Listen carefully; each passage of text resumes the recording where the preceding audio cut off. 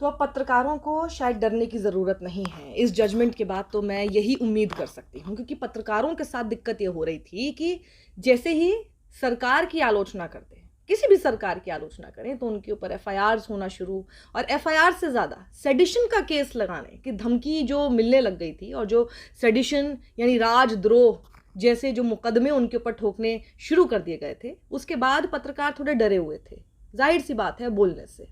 लेकिन अब देखिए विनोद दुआ, थैंक्स टू विनोद दुआ, बिकॉज मुझे पता है उन्होंने काफ़ी इस चीज़ के लिए झेला है। उनके ऊपर केस सेडिशन के लगा दिए गए थे, पहले उनका जो अरेस्ट है उसको रोका गया था। सेडिशन के केस में पिछले साल ही उनके ऊपर जो मुकदमे ठोके गए थे हिमाचल प्रदेश में। अब आप सोचिए 900 किलोमीटर ट्रैवल करके आदमी जाए, इतना उनको प्रताड़ित करने की कोशिश की थी, सिर्फ इसलिए क्योंकि उन्होंने बड़े हार्ड हिटिंग वर्ड्स का इस्तेमाल किया था देश के प्रधानमंत्री नरेंद्र मोदी के लिए।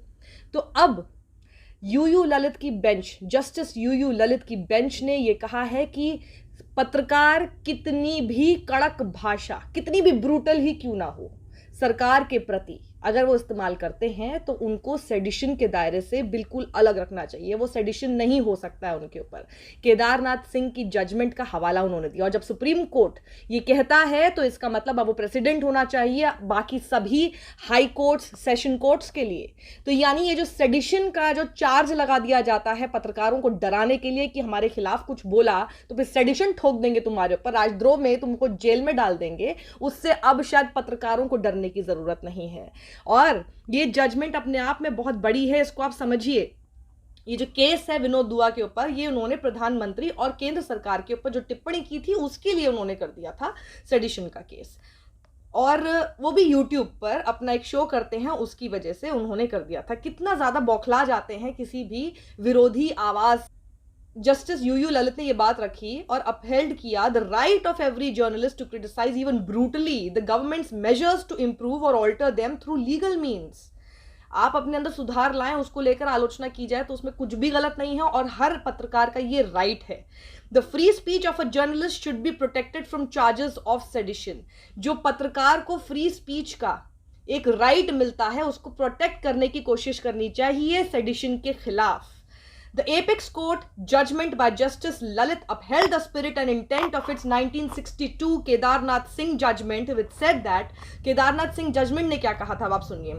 Commenting in strong terms upon the measures or acts of government or its agencies so as to ameliorate the condition of the people or to secure the cancellation or alteration of those acts or measures by lawful means, that is to say without exciting those feelings of enmity and disloyalty which imply excitement to public disorder or the use of violence, is not sedition। तो ऐसा तो कुछ नहीं किया उन्होंने, और उनके होने से हुआ भी नहीं, उनके कहने से हुआ भी नहीं। Every journalist is entitled to protection under the Kedarnath Singh judgment, ये भी कहा justice Lalit. The court acknowledged the submission made by दुआ। विनोद दुआ ने ये बात रखी थी कोर्ट में, जिसको कोर्ट ने माना भी, एक्नॉलेज किया। विनोद दुआ ने ये कहा, जो कि अभी कोविड से रिकवर कर रहे हैं इस दौरान, उनके वकील ने वहां पर ये बात रखी that there is a recent trend, अभी हाल फिलहाल में ये बहुत नया एक ट्रेंड आ गया है मीडिया के खिलाफ, जहां राज्य सरकारें जिनको लगता है कि उनके जो पॉलिटिकल आइडियोलॉजी है उसके खिलाफ कोई भी आपकी अपनी रिपोर्टिंग है या फिर कोई भी आपने ऐसी चीज टेलीकास्ट या ब्रॉडकास्ट कर दी है जो कि उनकी अपने हित में नहीं जाता है, तो वो क्या करते हैं कि एफआईआर रजिस्टर कर देते हैं लोगों के खिलाफ, मीडिया के लोगों के खिलाफ, प्राइमरीली टू हैरेस देम, और ये ऑब्वियसली हरास करने के लिए किया गया है ना, एंड टू इंटिमिडेट देम, डराने के लिए, so that they succumb to the line of the state or else face the music at the hands of the police, कि भैया तुम सुधर जाओ, बोलना बंद करो, आलोचना करना बंद करो, वरना फिर पुलिस तुमसे निपटेगी। ये जो एक रीसेंट ट्रेंड हो गया है, ये बात कोर्ट में विनोद दुआ ने रखी और जिसको सुप्रीम कोर्ट ने माना भी, एक्नॉलेज किया कि यस दिस इज हैपनिंग।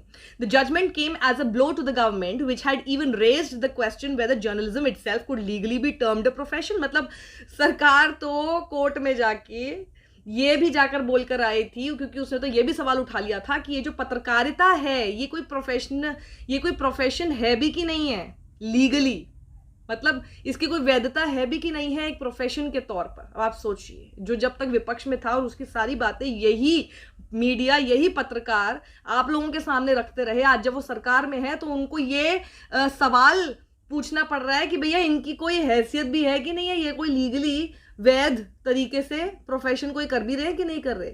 मतलब ये सवाल पूछ रहे हैं कि इनकी प्रोफेशन की कोई वैधता है भी कि नहीं है। अब आप सोचिए, how priorities change.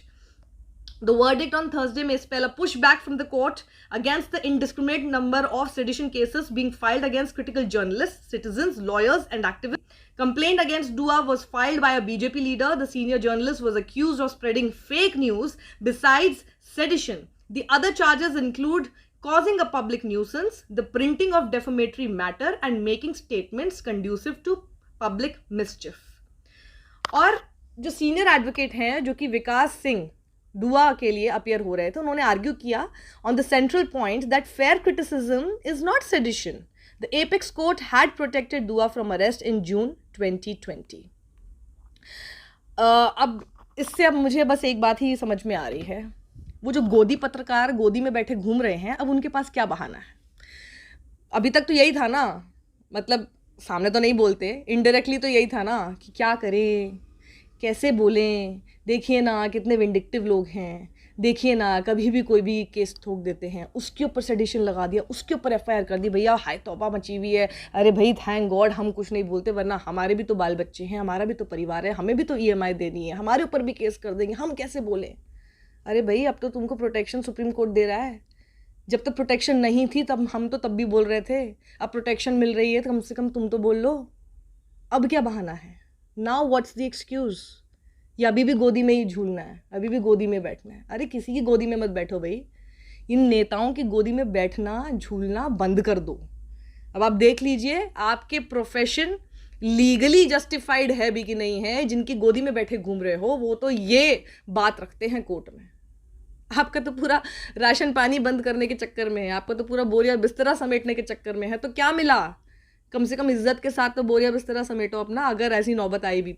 So I appeal to all the journalist who have not been journalists for a while, please do some journalism. The exact definition of journalism: questioning the powerful is the profession of a journalist. Questioning the powerful. And today I don't think I need to tell you who is that powerful.